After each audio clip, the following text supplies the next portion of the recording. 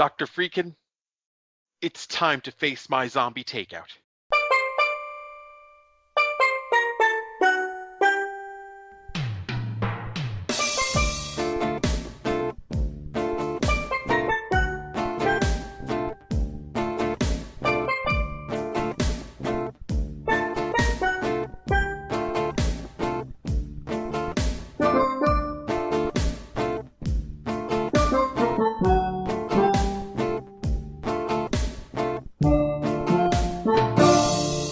What's up? Welcome to episode 217 of Zombie Takeout, the B-Movie and Cult Movie Podcast. I'm Uncle John. And I'm Scotto.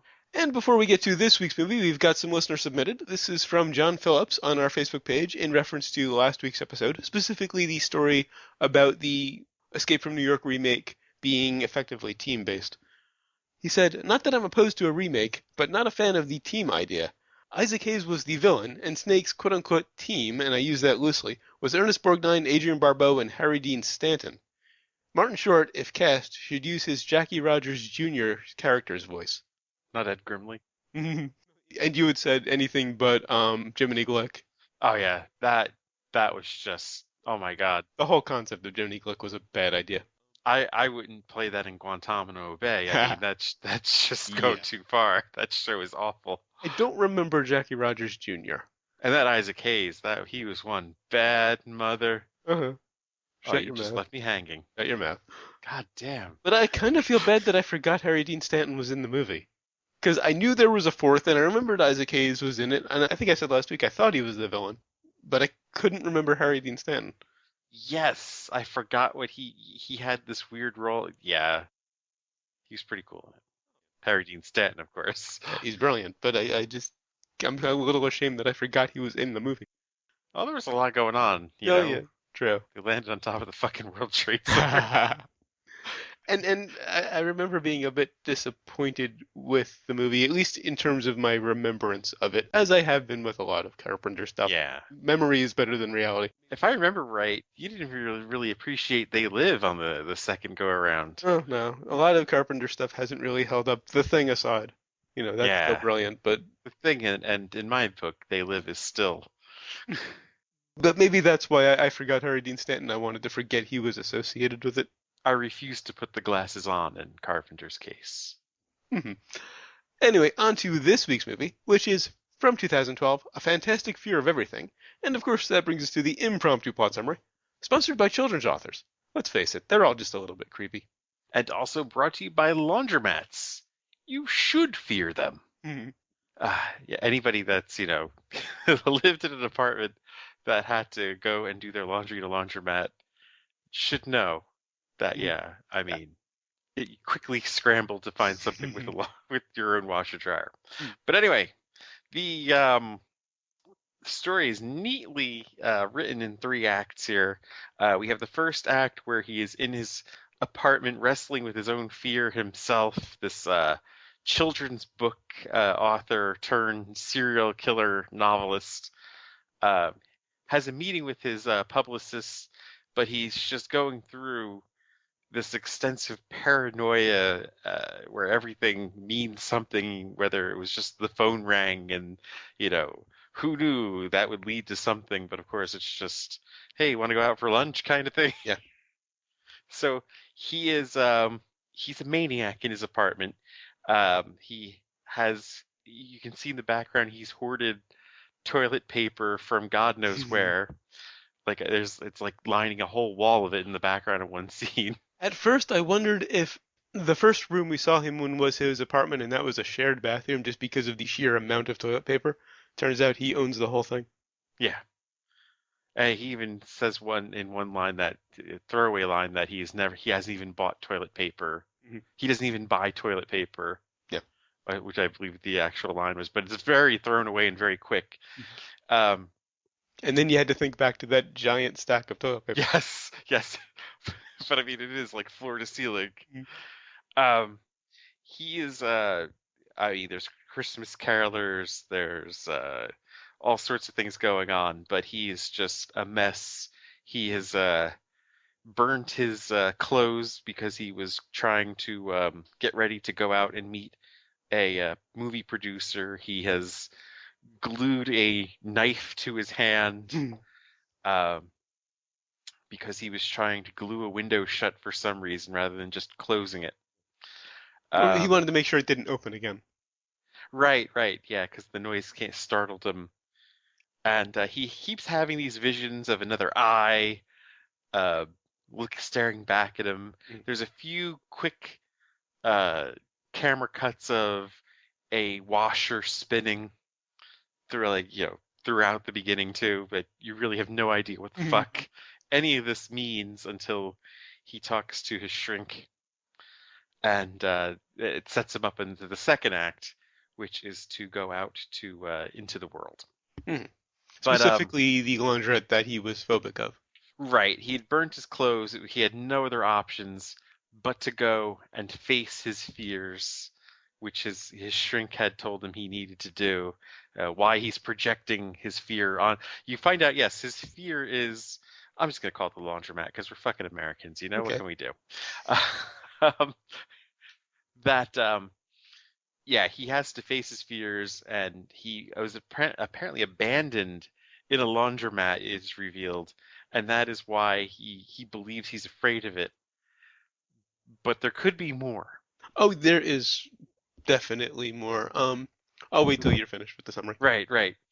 So he goes to the laundromat with and honestly, when I first started watching this with Mrs. Scotto, and she had to bail by the end of the first act because just the whole clipping of the fingers was just a bit much for her, uh, and she wasn't sure where this was going exactly.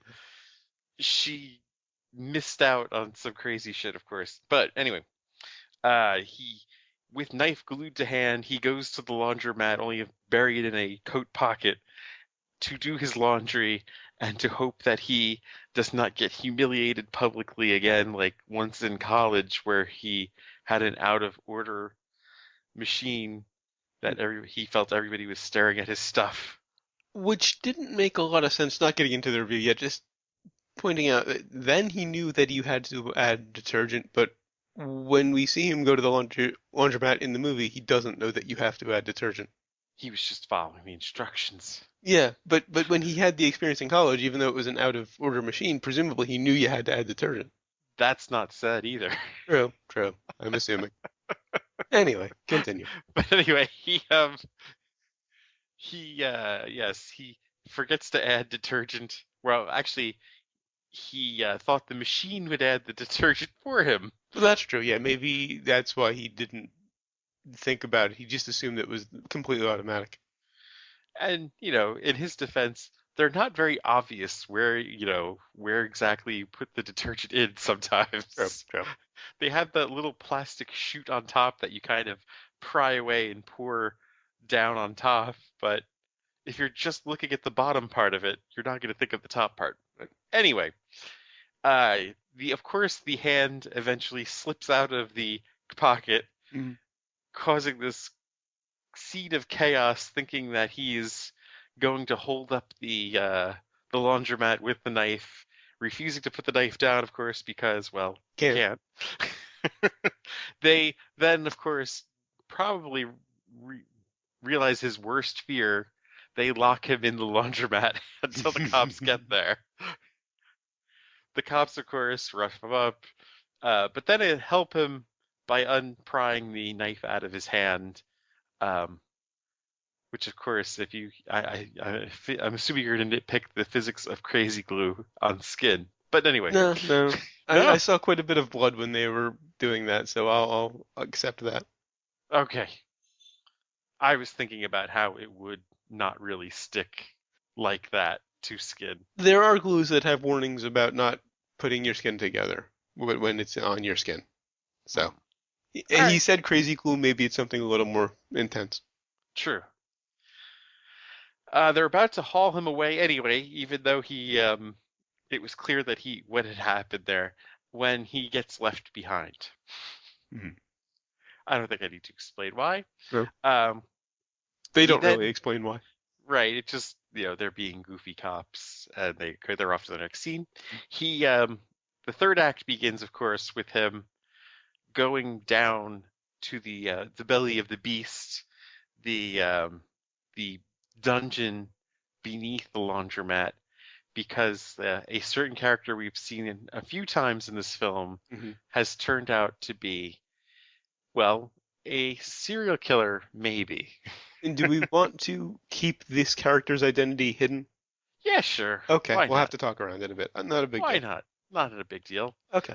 Um, so yes, him and one of the hostages, of course, the most attractive hostage from the his laundromat debacle, are is a hostage with him in this case against the in this serial killer's dungeon, where they're pretty much left to just, I don't know if I want to say match wits with him or just communicate with him or try to talk him out of killing them for their lives. Headbutt him and, various other ways of, Yeah, trying to get out of the situation. trying to escape somehow, and I guess we could say hilarity ensues. Now, I looked this up before we recorded tonight, just so I wasn't throwing the term around you loosely. He isn't just paranoid, he is literally paranoid schizophrenic in the first, I say 2/3 of the movie, up until the ending. The symptoms I read were delusions of persecution and hallucinations. He has both of these. Yeah, Just setting that up for my analysis of the ending, which we'll get to. Now, first thing that caught me about this movie is it begins with his big Universal logo, which we don't see a lot of on this show, no, especially for a movie that I had never heard of before seeing it on Netflix. right. And a British movie at that. It's just very surprising that it was a major studio. Also, if there is ever a Jethro Tull biopic, Simon Pegg needs to play Ian Anderson. You're right. He starts off the movie, actually for most of the movie, all but the last scene, has long hair and a beard. Well, yeah, he sees, and inexplicably, well, not even just the clothes, but some of the furniture in his apartment Mhm. are very old, Yes. very dated. Like the oven he's using was like a 1950s, 1960s kind of oven. And it's suggested that he was very successful as a children's author. Yeah. So he probably has some money. But he's been stuck in his apartment paranoid because he's researching these serial killers for this next project. Or he at least had money at one time because he was divorced. Oh, that's true. That's a good point. I forgot about that. But still, how could one even find an oven that old? Yeah. I I didn't even think about it. Presumably maybe it came with the apartment or with the row house, which is what it effectively was, a brownstone row True, house, whatever you want to call it. true. I mean, it's like having a telegraph in your house. Like, Yeah. how would you even come by it? Good point, Oh, I'm good point. sorry, I can't afford a phone, but I've got this telegraph that I can send you Hmm. something. I mean, it's literally that, ancient. And a lot of things about the house were very, very run down, and not just to the point where he wasn't cleaning, but it seemed like they were very old and very, very used. Yeah, So maybe a lot of it came with the place and wasn't in the parents' place best or of shape. something, maybe. Who Possibly. knows? Also, when he had the meeting with his agent, or I assumed it was in the beginning, she said she was going to meet him in Soho. I forgot there was a Soho in London until everybody had an accent. I thought they meant New York, and then suddenly, wait, it's England? Wait, Soho? Oh, right, Yes, there's one in London. yes. Some of my British coworkers would be very pissed that you just said that. I live in Jersey. Yeah, I hear a lot about the New York Soho. I right, don't right. often hear about the London one. But all of this time when he's carrying around the knife, and he's carrying it around for most of the movie, even before he glues it to his hand, Yeah. I was sure he was going to stab himself. I think that was one of the few surprises in the movie is that he never stabbed himself with it. I think that's, what Mrs. Scotto was worried about. Huh. And it did seem like a very obvious thing that would happen here, which I think you could kind of praise the movie for not going that obvious route. True. But of course, on the other hand, is how the fuck would he have not stabbed himself?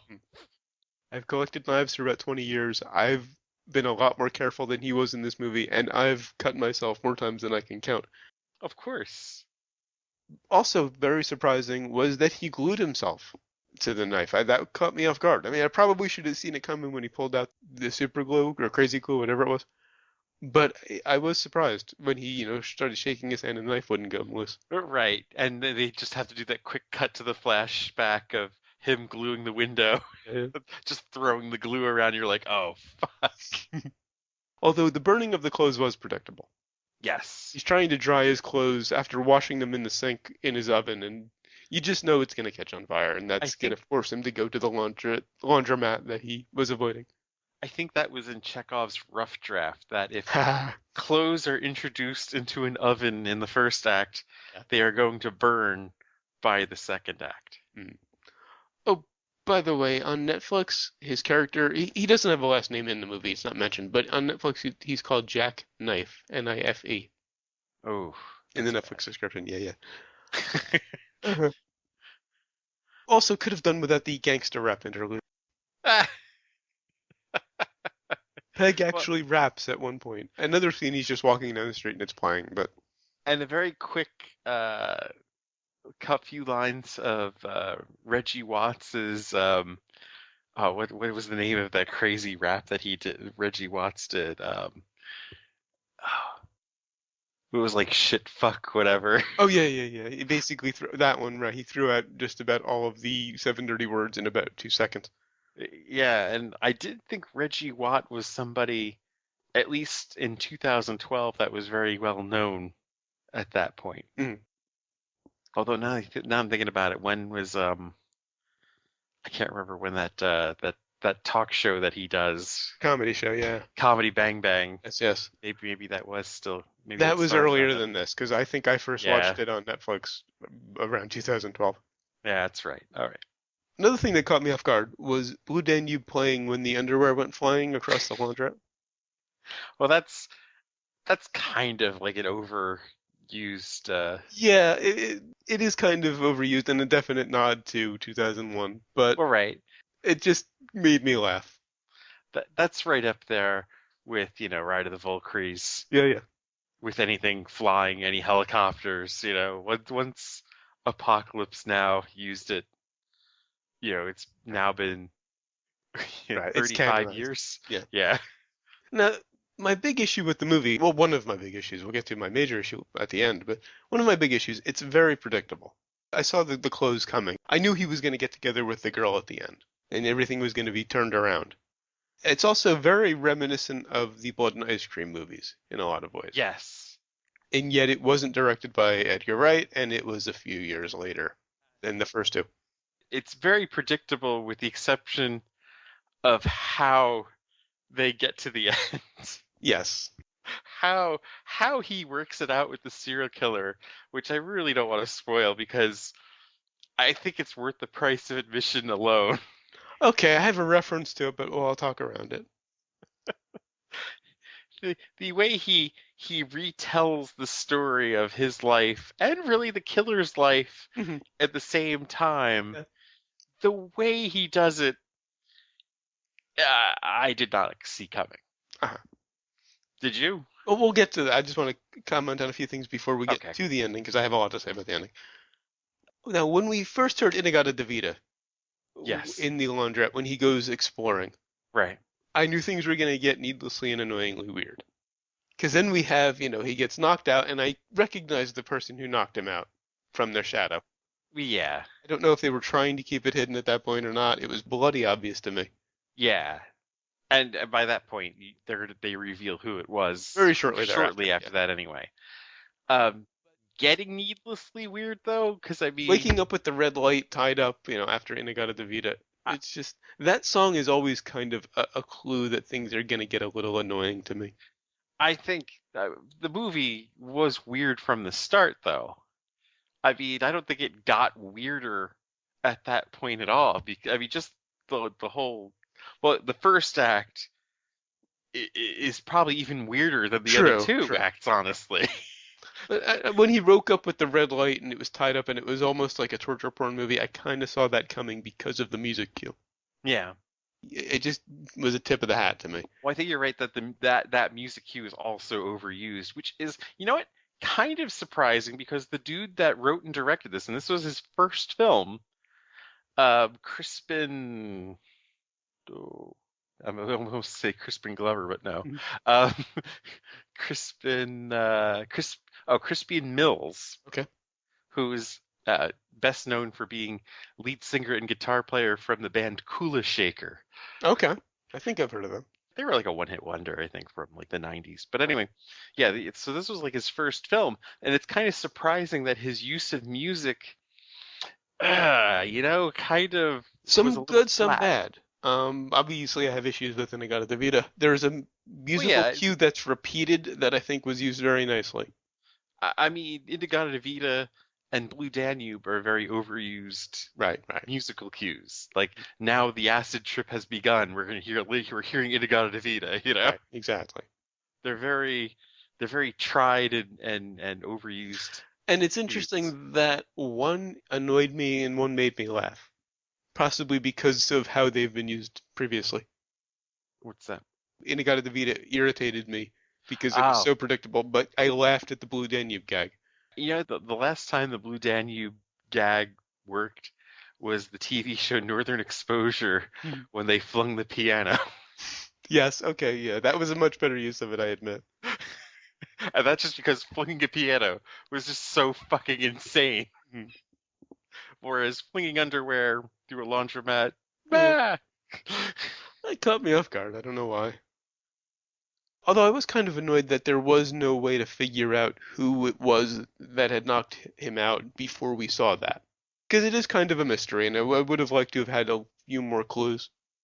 Well, The you character's had, kind of ubiquitous up to that point, but there's nothing suggesting he's, done anything. yeah, yeah. His story seems, uh, you know, it works, like it comes together, but it does seem kind of hammered in there, cobbled together a little bit. Oh, and I think Nick Frost would have been better in that role. Yes. I don't even know who that actor was. I was trying to find out who played that guy. I really didn't recognize anybody except for Peg. Not even Beloche. Hmm? Beloche. No idea what that's a reference to. Belloc. Oh, wait. We called him Beloche. I'm lost still. I'm probably overlooking something obvious, but Dr. Friedkin, who I'm sure that was a reference to William Friedkin, yeah. Yeah. uh, played by Mr. Paul Freeman. What's yours is now mine, Dr. Jones. Oh, it's been 30 years since I've seen those movies. Yes. Well, I don't think I've seen them since they were in theaters. but yeah, So, that is who the shrink was. He had maybe two scenes in it, mhm. but it was a treat to see him. Yeah, yeah. Oh, one more note about the music. Final Countdown was a bit of a surprise. You know what? When it was started playing, I thought, "Oh my God, okay, that like." Then I was starting to get pissed about the soundtrack and the musical cues Mhm. until I realized it was the killer holding the boombox playing Yeah. Final Countdown with the stupid like Terminator Knight Mhm. Rider Yeah. sunglasses. And the debate over whether it's classic rock or hair metal. Yes, that was beautiful. Only problem is that song is always going to remind me of Arrested Development. Are you familiar Uh, with Arrested Development? I not their use of Final Countdown, but I mean, One character, Job, is a failed magician and I always remember uses Job. that in his act. So I always Okay. associate it with Job from Arrested Development. Oh yeah, okay. I do remember him doing that, I think. Mm, But I mean, it's a very overused song. mm. And I don't know. I grew up in that era. We both did. I was into the hair metal. That keyboard riff is still iconic. I won't say it's a great song by any means or a classic, but that keyboard riff is still iconic to me. I mean, the fact that Arrested Development was using it Mhm. was because it It's a was joke. it was overused then, you Yeah. know? It was a cliche then. Mhm. So then to hear it started to be playing, and I first thought it was legitimately part of the soundtrack, and I was like, oh, geez, what Yeah. the fuck is he doing? But the fact that it's this loser, Mhm. and that the whole thing was Peg, ripping apart his whole, spiel, Yeah, really. about it Just being classic rock. not even the classic rock, just his whole gimmick as a Yeah. serial killer. Right. I love that. Him being tied up and just going like, well, really? Oh, come on. You don't have your grandmother. No, no, come on. That's been done before. Just the whole, Simpsons did it sort of thing. Although a killer obsessed with washing machines was a nice touch. That's Yes, fairly that was original. that was different. Yes. You named your Bowie knife David. Please.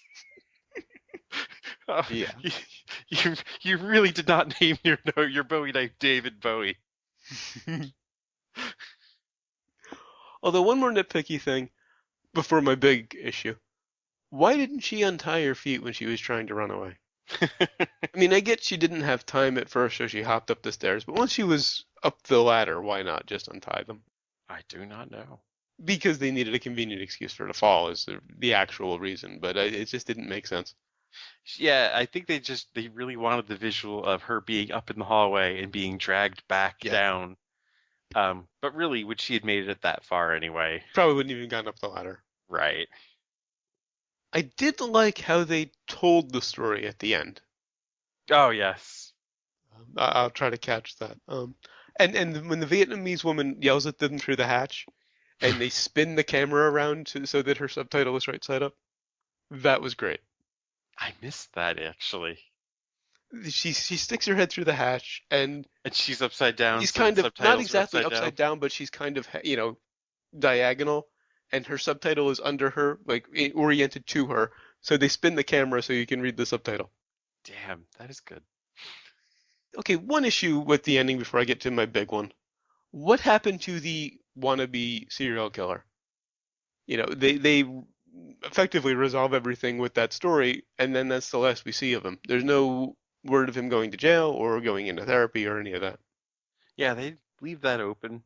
Um, yeah, I love the whole like they're making friends and stuff, and then when the Vietnamese woman comes down, they just look at each other and they yell to to Yeah. like bring the authorities in. Mm. And okay, onto my major issue. Okay, so as I've established, he was basically paranoid schizophrenic for most of the movie. Yes. He has an epiphany about the course of his life and what he should be doing, Right. and that cures him. Hmm. There's no talk of him being in therapy. I mean, you see his shrink at the end, but we get the impression his shrink wasn't very effective. So there's no mention of therapy, medication, nothing. He's just suddenly cured and successful at the end. And dating the girl from earlier in the movie who well, I won't say he threatened her, who believed that he threatened her with a knife and was locked up with. She agreed to go out with him to get him to calm down. Why did she actually go through with it? How did he get the girl? Ah, maybe she was touched by the story. The ending is a little bit weak, shall we say? Because it cuts to unspecified time later when Jack is completely straightened out his life and is functioning normally and successful. Maybe. There are hints that there could be something going on. There's like a sign in the background. Okay, I wanted to get to that. In the final exterior shot of the street, a newspaper stand reads, quote, "Bodies under Soho restaurant, writer suspected," implying that the maitre d' who seats them earlier in the film and had the criminal stare was actually the killer. Yeah, there's debate whether that sign says writer or waiter. Oh, okay, could have said waiter suspected. I assumed writer. I assumed writer too, but someone else said it says waiter. It could be waiter. I mean, it's kind of small. I had a full screen and I couldn't tell. Yeah, I just assumed writer, I but if it assumed says, writer as well. well, he wasn't a waiter though. He was a maitre d'. True. And writer suspected makes more sense Right. because he was being set up. Well, he believed he was being targeted, and it could be argued that they found him with the knife. It makes sense that he would be a suspect. So was he really better or not? Well, it depends. And one more point before we get to sequels and remakes. Overall, I think it was okay. Aside from that issue with the ending, I think the movie was probably a bit too long. I think he should have been forced to go to the laundromat earlier Yeah, a little less of the knocking around in the apartment. in That got a the little first act. tiring. The thing is, it was only an hour and a half as it was. Yeah, it still should have been cut down by about 15, I think. I don't know, maybe just 10. Okay, yeah. Just a little less of the bit at the beginning. It got a little monotonous. Yeah, like the stuff with the carolers and whatnot. I mean, Hmm that really didn't have much bearing on the And no overall bearing, plot of the film. other than he didn't want to leave his apartment. That's all we know. Right. And which they easily established already. Yeah. On to sequels and remakes. On the sequels and remakes. Now, there's no remake planned, but No. that sign sets up an interesting angle for one. If he is suspected, if it does say writer, how would he react to the investigation? I think a lot of what the movie is saying is that, an artist and a serial killer are there's a very fine line between the two. So what if he has crossed over and was trying and keeping it a secret, especially as a children's author? See, that would have made for a brilliant movie. Yeah. Okay, tack on another 20, 30 minutes and give me that. That he was actually the killer, then I would have no problems with it. It would be an easy 5. But they leave it as he's suddenly cured because he figured out what he should do with his life and got a girlfriend. Well, he also faced his fears. True. Faced his banana. Yeah, fair enough. Which, I mean, honestly, if you look at him in the third act, he's better there. Mhm. Even under the insane situation that he's in, he's in the belly of the beast and he came out okay after that. But True. the whole thing about calling him paranoid and saying, I would say this is a time where it's not an exaggeration to call someone paranoid. True. You're not paranoid if they're really out to get you. Right? If you're locked in a serial killer's dungeon, You're not you're paranoid. not paranoid to be afraid there. No. But he does just completely settle down and look at this. Does pretty much a character study of the serial killer. He's a writer. Yeah. Kind of part of the job. And pretty much Simon Cowell's his whole gimmick. Yeah. Very much so. All right, on to brains. On to brains.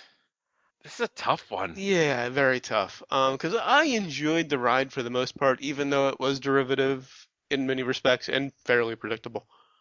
I just have big issues with him suddenly being cured at the end. But I still think it's worth seeing. I'm going to go for. I am on the fence. I've been bouncing around for over like a day now about whether I should go 3 or 4 on this. I honestly just changed it at the last minute.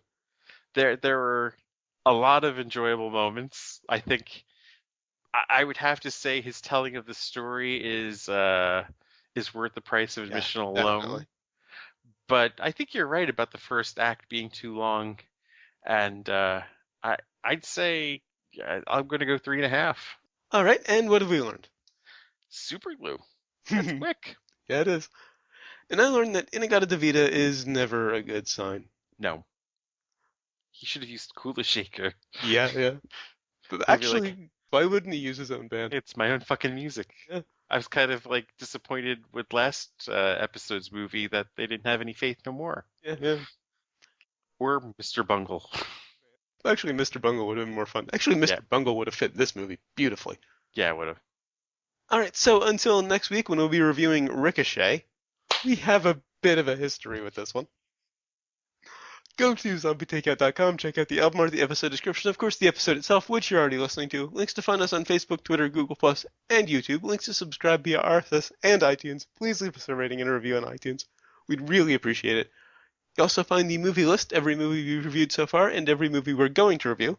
The request form, if you've got a movie you'd like to hear us review, please leave it on the request form. We'll get to it eventually. And of course the recommendations list, missed it by that much, to quote the Yeah, John Adams. I had to cock block it. That's about time. I've been the harder, as you've once said, grader for a while now. This was tough though. I mean, it really was close. Hmm. You can also email us, zombietakeout@gmail.com, or leave us a voicemail at 414-368-ZTO1, or for the alphanumerically challenged, 414-368-9861. Always remember that you will always be calling from the middle of Milwaukee, and of course, always remember, never forget, wherever you go in life, there you There are. you are. You're being facetious. No, I'm not really.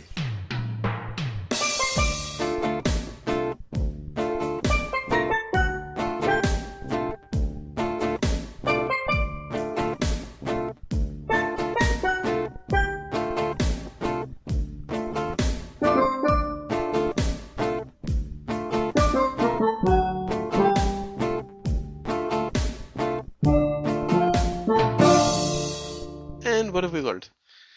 Oh. Take that again, because I said lured. What have we lured?